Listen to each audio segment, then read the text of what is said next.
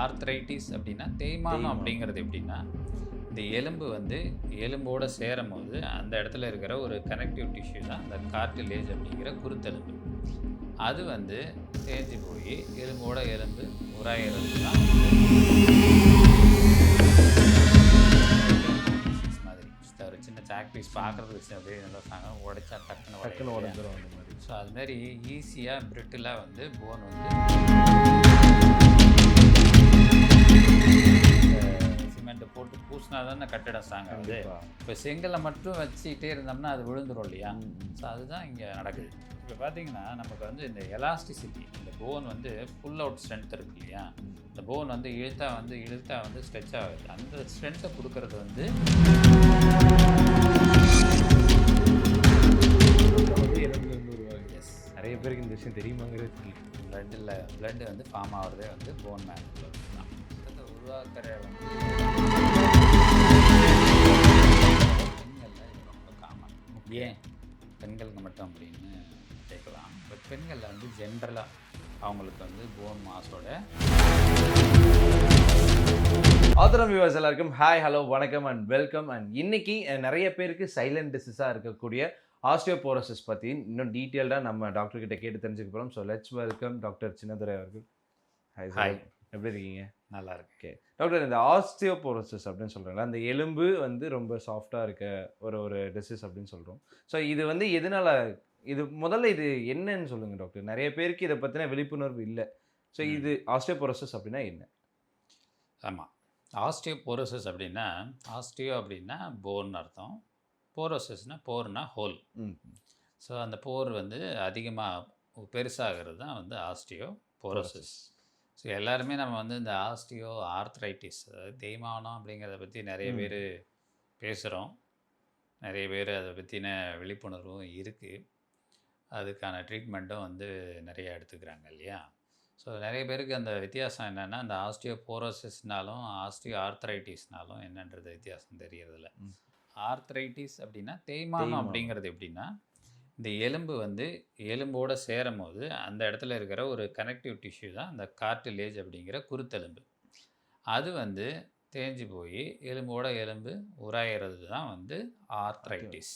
இது வந்து வயசானா வந்தால் ஆஸ்டியோ ஆர்த்ரைட்டிஸ், இல்லை அடிபட்டு வந்தால் போஸ்ட் ட்ராமேட்டிக் ஆர்த்ரைட்டிஸ், இல்லை வந்து இன்ஃபெக்ஷனல் வந்தால் செப்டிக் ஆர்த்ரைட்டிஸ். இதுக்கு எல்லாமே வந்து எப்படி ட்ரீட்மெண்ட் பண்ணுறோங்கிறது நமக்கு தெரியும், குறிப்பாக மூட்டு பகுதி மற்ற பகுதிகளில் வந்தால். பட் அதே சமயத்தில் இந்த எலும்பே வந்து நமக்கு வந்து வீக் ஆகுறது இல்லையா? அந்த ஆஸ்டியோன்னா போன், போரோசிஸ்னா அந்த போர் மாதிரி பிரிட்டிலாக இருக்கும். அதாவது போன்னா ஒரு ஸ்ட்ராங்கான ஸ்ட்ரக்சர்னு நம்ம எல்லாருக்கும் தெரியும். பட் அதுவே நிறைய பேருக்கு வந்து தெரிஞ்சோ தெரியாமலோ ரொம்ப சாஃப்டாகவே அது வந்து சைலண்ட்டாக நிறைய பேருக்கு பிரச்சனை கொடுத்துட்ருக்கு. ஸோ அதனால தான் இன்றைக்கி வந்து இந்த ஈஸியாக ஃப்ராக்சர்ஸ் ஆகுறது, பிரிட்டில் போன் டிசீஸ் மாதிரி. ஒரு சின்ன சாக் பீஸ் பார்க்குறதுக்கு அப்படியே நல்லா உடைச்சா டக்குன்னு உடஞ்சிரும் அந்த மாதிரி. ஸோ அதுமாரி ஈஸியாக பிரிட்டிலாக வந்து போன் வந்து பிரேக் ஆகிற தன்மையில் மாறுறது பேர் தான் வந்து ஆஸ்டியோபோரோசிஸ். ஸோ இதை பற்றி நம்ம புரிஞ்சுக்கணுன்னா முதல்ல போன் எப்படி இருக்கணும் அப்படின்றத புரிஞ்சுக்கணும்.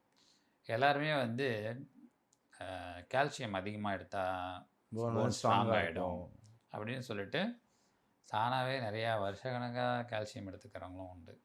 ஆனால் அது எக்ஸஸாக போகும்போதும் அது கொஞ்சம் பிரச்சனை தான். எஸ், எக்ஸஸாக போகும்போது அது ஒரு பிரச்சனை. அது எக்ஸஸ் ஆகும்போது பிரச்சனைன்றதை தாண்டி அது வந்து என்கிட்டலாம் வர சில பேஷண்ட்ஸ்லாம் நான் 10-15 வருஷமாக கால்சியம் மாத்திரை எடுத்துருக்கேன் டாக்டர் அப்படின்லாம் சொல்கிறாங்க. ஓகே. பட் போனுங்கிறது வந்து வெறும் கால்சியம் அல்லது வந்து பாஸ்பேட் அந்த மாதிரி உருவாகிற ஒரு விஷயம் கிடையாது. இதில் வந்து ஆர்கானிக்காக ஒரு பகுதி உண்டு, இன்ஆர்கானிக்காக ஒரு பகுதி உண்டு.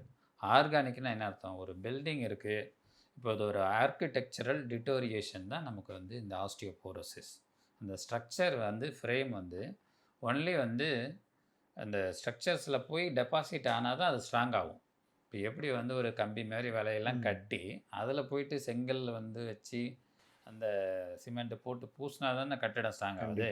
இப்போ செங்கலை மட்டும் வச்சுக்கிட்டே இருந்தோம்னா அது விழுந்துரும் இல்லையா? ஸோ அதுதான் இங்கே நடக்குது இந்த ஆஸ்டியோபோரோசிஸில். அந்த வலை பின்னல் மாதிரி அந்த ஸ்ட்ரக்சர் தான் வந்துட்டு நம்ம கொலாஜன் அப்படின்னு சொல்கிறது. இதுதான் வந்து ஆர்கானிக் பார்ட். நம்ம போனில் இருக்கக்கூடியது வந்து டைப் 1 கொலாஜன் அப்படிங்கிறது. இது வந்து ஒரு புரோட்டீன். அப்போ என்ன தேவைன்னா கால்சியம் மட்டும் நமக்கு தேவையில்லை, போனுக்கு அடிப்படை தேவையில் வந்து புரோட்டீன் ரொம்ப ரொம்ப முக்கியம். அந்த ஆர்கானிக் பார்ட்டில் வந்து இந்த கொலாஜன் அப்படிங்கிறது வந்து புரோட்டீனாக இருந்தாலும் அதில் வந்து நான் கொலாஜெனிக் ப்ரோட்டீன்ஸும் இருக்கும், நிறைய க்ரோத் ஃபேக்டர்ஸ் இருக்கும். அதை தாண்டி நமக்கு அந்த புரோட்டியோகிளைக்கன்ஸ் அப்படிங்கிற மெட்டீரியல்ஸும் இருக்கும். ஓகே. இதெல்லாம் ஃபார்ம் பண்ணி தான் ஒரு ஃப்ரேம் ஒர்க்காக மாதிரி ஒரு ஸ்ட்ரக்சரை உருவாக்குது. இதில் தான் வந்து இந்த இன்ஆர்கானிக்காக இருக்கக்கூடிய ஹைட்ராக்சி அப்படைட், அதாவது இந்த கால்சியம், பாஸ்பேட் இதெல்லாம் வந்து படிஞ்சு படிஞ்சு அதை வந்து ஸ்ட்ராங் ஆக்குது. இப்போ பார்த்தீங்கன்னா நமக்கு வந்து இந்த எலாஸ்டிசிட்டி, இந்த போன் வந்து புல் அவுட் ஸ்ட்ரென்த் இருக்கு இல்லையா, இந்த போன் வந்து இழுத்தா வந்து ஸ்ட்ரெச் ஆகுது. அந்த ஸ்ட்ரென்த்தை கொடுக்கறது வந்து இந்த ஆர்கானிக் பார்ட், அதாவது இந்த கொலாஜன் அப்படிங்கிறது பகுதி. இதுவே வந்து இந்த கால்சியம், பாஸ்பேட்டு இதெல்லாம் போய் டெபாசிட் ஆகிறது. இது மட்டும் இல்லாமல் இதில் மெக்னீஷியம் கண்டென்ட்டும் கொஞ்சம் இருக்கும். இது வந்து இந்த கம்ப்ரசிவ் ஸ்ட்ரென்த்தை கொடுக்கறது. இது மட்டும் இல்லாமல் நம்ம எலும்பில் வாட்டர் கண்டென்ட்டும் உண்டு.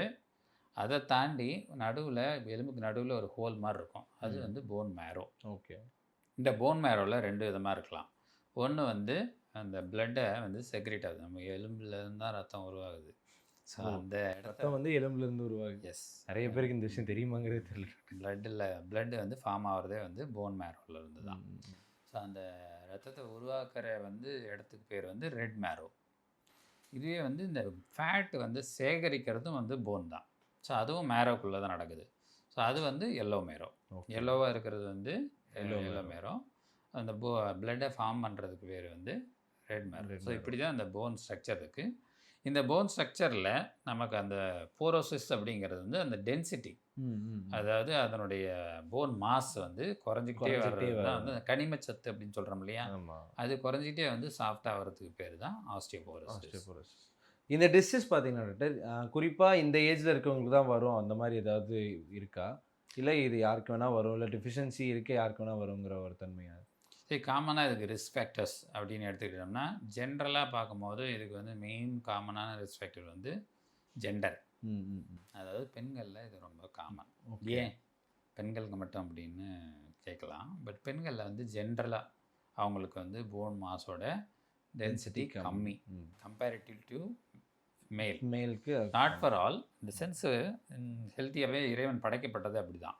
இதை வந்து யாரும் தப்பாக எடுத்துக்கூடாது, குறிப்பாக பெண்கள். ஓகே. ஸோ ஏன் காரணம்னா அந்த ஜென்ரலாகவே அவங்களுக்கு வந்து இந்த போன் மாஸ் வந்து கொஞ்சம் கம்மி. ரெண்டாவது ரீசன் வந்து பெண்களில் நிறைய வந்து ஹார்மோனல் சேஞ்சஸ் நடக்குது. Monthly cycles, pregnancy, lactation and குறிப்பாக அவங்களுக்கு வந்து மெனோபாஸ் அப்படிங்கிறது வந்து கொஞ்சம் சீக்கிரமாக வந்துடுது. ஸோ அந்த மெனோபாஸ்க்கு வந்து ஆண்களுக்கு உண்டானா அது லேட்டர் ஏஜில் வித்தவுட் எனி சிம்டம்ஸ் வரக்கூடியது. மெனோபாஸ்னால் என்ன அர்த்தம்னா அந்த தீட்டு நின்று போகுது இல்லையா. ஸோ அப்போ வந்து அந்த யூட்ரஸ் கர்ப்பப்பையிலேருந்து வரக்கூடிய அந்த ஈஸ்ட்ரோஜன் அப்படிங்கிற ஹார்மோன் வந்து நமக்கு வந்து பெண்களுக்கு கம்மியாயிடுது. அப்போ என்ன ஆகும்னா ஆட்டோமேட்டிக்காக வந்து இந்த எலும்பை வந்து எப்பயுமே வந்து போன் வந்து ஃபார்மேஷன் அண்ட் டிஸ்ட்ரக்ஷன் நடந்துக்கிட்டே இருக்கும் த்ரூஅவுட் த லைஃப். ஸோ அந்த எலும்பை ஃபார்ம் பண்ணுற செல் பேர் வந்து ஆஸ்டியோபிளாஸ்ட்.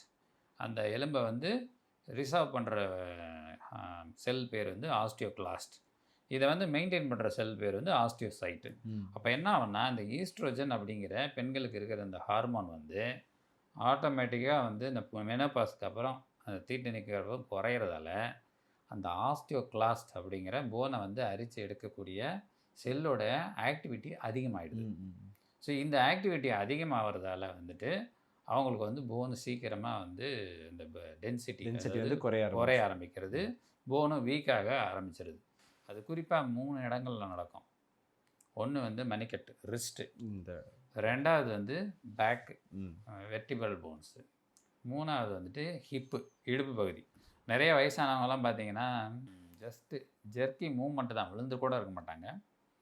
அப்படி ஜெர்க்கி மூவ்மெண்ட் ஆகும்போதே எக்ஸ்ரே எடுத்து பார்த்தோம்னா ஓகே. ஸோ அந்த மாதிரி ஆகிறது வந்து பார்த்திங்கன்னா இந்த மணிக்கட்டில் அந்த ஹிப்பு போன் ஃப்ராக்சரு இதெல்லாம் ரொம்ப காமனாக வர்றதுக்கு காரணமும் இந்த ஆஸ்டியோபோரோசிஸ் தான். இது ஏன் நம்ம சைலண்ட் டிசீஸ் அப்படின்னு சொல்கிறோம்னா, இது இருக்கிறது வந்து பேசிக்காக வந்து அவ்வளோ சீக்கிரம் வந்து தெரியாது. ஸோ அதனால தான். பட் அதே சமயத்தில் இது வந்து ஒரு ப்ரைமரி ஃபேக்டர்னால் ஏஜுங்கிறது ஒரு ஃபேக்டர். அதேமாரி ஜெண்டர் இதெல்லாம் நம்மளால் மாற்ற முடியாத விஷயங்கள். இதே வந்து செகண்டரியாக ஆண்களுக்கும் நடக்கக்கூடியது, பெண்களுக்கும் நடக்கக்கூடியது அப்படின்ற ஒரு பிரச்சனை இருக்குது இல்லையா, அதுவும் வந்து ஏஜ் ரிலேட்டடாக நடக்கக்கூடியது தான்.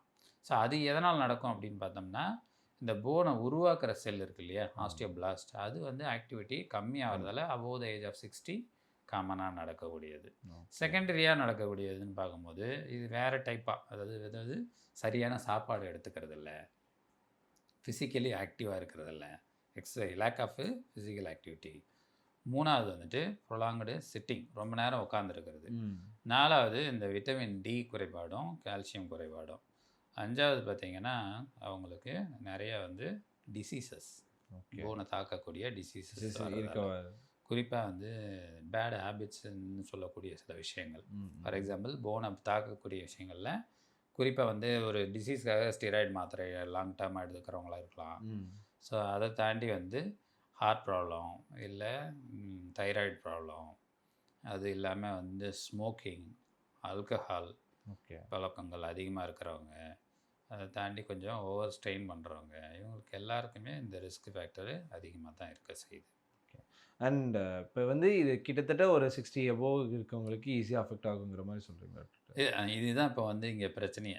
ஸோ என்னென்னா, இப்போ எல்லாருக்குமே வயசானா தான் ஆஸ்டியோபோரோசிஸ் வருது அப்படின்னு நம்ம நினச்சிட்ருக்கோம் இல்லையா, அதுதான் இப்போ இங்கே இல்லை. ஓகே. ஸோ இப்போ இன்றைக்கி இருக்கிற இந்த லைஃப் ஸ்டைல் மாடிஃபிகேஷன் அப்படின்னு திருப்பி திருப்பி எல்லா டாக்டரும் சொல்கிறாங்க, ஜென்ரலாகவே சொல்கிறாங்க. ஒரு மாதிரி போர் அடிச்சு போச்சு, திரும்ப திரும்ப நானும் சொல்லிக்கிட்டே இருக்கோமே அப்படின்ற மாதிரி சொல்கிறாங்க இல்லையா. லைஃப் ஸ்டைல் ஏன் முக்கியம், டயட் ஏன் முக்கியம் அப்படின்னா, இன்றைக்கி எல்லாருக்குமே யங் ஏஜ்லேயே ஆஸ்டியோபோரோசிஸ் இருக்குது. சாதாரணமாக நீங்கள் வந்து நிறைய இடத்துல கேள்விப்பட்டிருப்பீங்க, இந்த போன் மினரல் டென்சிட்டி கேம்ப்பு பண்ணுறாங்க அப்படின்னு சொல்லிட்டு. இந்த பிஎம்டி கேம்ப்னு நிறைய இடத்துல பண்ணுறாங்க. அதை பார்த்தீங்கன்னா 20 to 30 இயர்ஸ்லேயே வந்து பார்த்திங்கன்னா இந்த ஆஸ்டியோபோரோசிஸ் இருக்கிற யங்கு மேல் ஃபீமேல்ஸ் நிறைய பார்க்க முடியாது. அது மட்டும் இல்லாமல் இன்றைக்கி ஃப்ராக்சர்ஸ் வந்து ஈஸியாக வந்து ரொம்ப ஈஸியாக கேஷுவலாக. ஸோ அதற்கு மெயின் ரீசன் வந்து இந்த விட்டமின் டி டெஃபிஷியன்சியும் நியூட்ரிஷனல் டெஃபிஷியன்சியும், அது மட்டும் இல்லாமல் இந்த ஜங்க் ஃபுட்டு நிறையா எடுத்துக்கிறதாலையும் அவங்களுக்கு அந்த போனோடைய குவாலிட்டியை வந்து குறைய ஆரம்பிக்குது. என்ன தான் நம்ம வந்து ஃபுட்டு நல்லா ஹெல்த்தியாக எடுத்துக்கிட்டாலும் அதை அப்சார்ப் பண்ணக்கூடிய விட்டமின் டி இல்லாமல் போகிறதும் மேஜர் ரீசனாக வருது. அதனால் ஏஜு, ஜெண்டர் அப்படின்னு சொல்லக்கூடிய நான் மாடிஃபைபிள் ஃபேக்டர் நிறைய இருந்தாலும் இந்த ட்ரக்ஸு, அதாவது இன்றைக்கி இருக்கக்கூடிய அதிகப்படியான இந்த ஆல்கஹால், ஸ்மோக்கிங், அதை தாண்டி இருக்கக்கூடிய மெடிசின்ஸ்லேயும் இந்த மாதிரி பிரச்சனைகள் வருது. அதை விட முக்கியமாக வந்து இரவு நேரத்தில் தூங்காமல் இருக்கிறது, சரியான தூக்கம் இல்லாமல் இருக்கிறது, இந்த ஹெல்த்து லைஃப் ஸ்டைலில் என்ன சொல்கிறது, மாடர்னைஸ்டாக நிறைய மாறிட்டு இருக்கோம். நல்லது தான், பட் இல்லைன்னு சொல்லலை. அதே வந்து நம்ம ஹெல்த்து வந்து அதோட ரொம்ப முக்கியமானதுன்றதை கான்சன்ட்ரேட் பண்ணி ஃபுட்டு விஷயத்தில் கொஞ்சம் அப்டேட்டாக இருக்குது, ஃபிசிக்கலாக ஆக்டிவாக இருக்கிறது, இதெல்லாம் காம்ப்ரமைஸ் பண்ணாமல் இருந்து வந்தால் தான் இந்த டிசீஸை வந்து நம்மளால் தடுக்கிறதுக்கான ஒரு வாய்ப்பு அமையும். இன்னும் கொஞ்ச நாள் கழித்து பார்த்தீங்கன்னா ஓவராலாக வந்து எப்படி டயபெட்டிக் வந்து இந்த பிரச்சனையை உருவாக்கிட்டு இருக்கோ அந்த அளவுக்கு ஈக்குவலாக அந்த ஆஸ்டியோபோரோசிஸ் வந்து ஸ்ப்ரெட் ஆகிட்டு இருக்கு. ஸோ டயபெட்டிக்ஸ்க்கு ஈக்குவலாக இந்த ஒரு டிசீஸும் வந்து வந்துடும். எஸ். ஸோ ஒபிசிட்டியாக இருக்கிறவங்களுக்கும் இந்த பிரச்சனை வரும், வெயிட்டு கம்மியாகி நியூட்ரிஷனில் ரொம்ப தின்னாக இருக்கிறவங்களுக்கும் இந்த பிரச்சனை வரும். ஸோ அதனால் வந்துட்டு எல்லாருக்குமே வந்து இதை பற்றின ஒரு விழிப்புணர்வு, அவேர்னஸ்ஸு ரொம்ப அவசியமான காலகட்டம் இது. நீங்கள் சொல்கிறத பார்த்தா டாக்டர், இப்போ ஒரு 10 பேர் எடுத்துன்னா 10ல் 9 பேருக்கு இந்த பிரச்சனை இருக்குமே, இல்லை இந்த 9 பேருக்கு இந்த பிரச்சனை வர வாய்ப்பு இருக்குங்க. 10ல் 2 பேர் இருந்தது மாறி 10ல் 6 பேர் 7 பேராக மாறிடுச்சு இப்போது.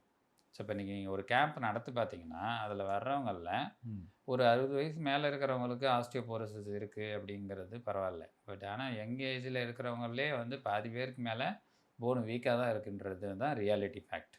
ஸோ இது இந்த சமுதாயத்தை ரொம்ப வந்து வீக்காக்க போகுது அப்படிங்கிறதும், அதை தாண்டி இதை நம்ம சரி செய்ய நிறைய சின்ன சின்ன மாற்றங்களை கண்டிப்பாக பண்ண வேண்டிய அவசியமும் பொறுப்பும் நமக்கு இருக்குது. நல்ல ஒரு டயட், அதே மாதிரி ஒரு ஃபிசிக்கல் எக்ஸசைஸ் இருந்துகிட்டே இருந்தால் எந்த பிரச்சனையும் வராதுங்கிற மாதிரி சொல்லியிருக்கீங்க.